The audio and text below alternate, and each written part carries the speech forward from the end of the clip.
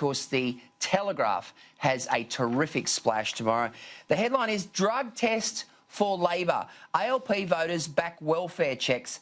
An exclusive here by John Rolfe, the national political editor down there. Labor is facing its own test on its opposition to the government's plan to drug check welfare recipients, with the majority of ALP voters backing the move. A Daily Telegraph YouGov Galaxy poll reveals 63% approval among Labor voters for the proposal to screen 5,000 new Newstart and Youth Allowance recipients. Those who fail the test would have 80% of their welfare payments put on a card that could not be used to buy drugs. Now, Genevieve, I thought that figure, when I first saw it, I thought, gee, that's a high figure for Labor Party people. But it's clear that the Labor Party has its own ideological differences to work out, because they've always opposed this cashless welfare system. And now we have a situation where the majority of Labor voters actually support it.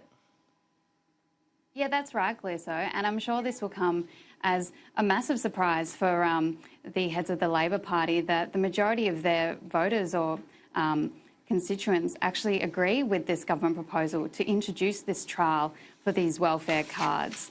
And I think it's really interesting to see whether or not the Labor Party, they've often always referenced experts in supporting their opposition of these trials, and saying that experts say that these welfare cards and drug tests simply don't work.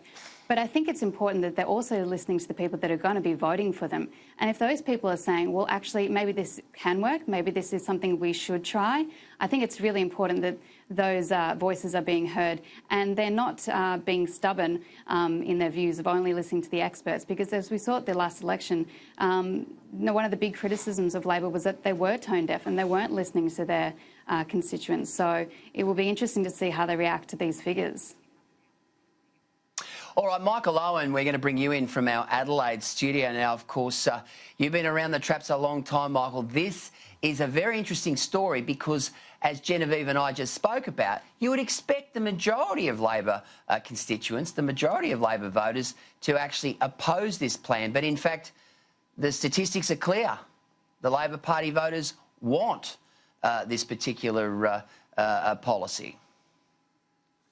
Yeah, well, I think most people, most reasonable people know what happens when you give people that are addicted to something cold hard cash, they go and spend it. And I think we've seen in the federal election that a lot of the voters, the traditional Labor voters you'd expect to vote for Labor without question, were turned off by the Labor Party because of some of their policies that I suppose it was almost a handout mentality rather than encouraging aspiration. So perhaps it's of no surprise that not every Labor voter is a druggie. Most of them are pretty reasonable people, and I think they would probably expect, like most Australians who are handing over their tax dollars for welfare, that it's spent on the appropriate things.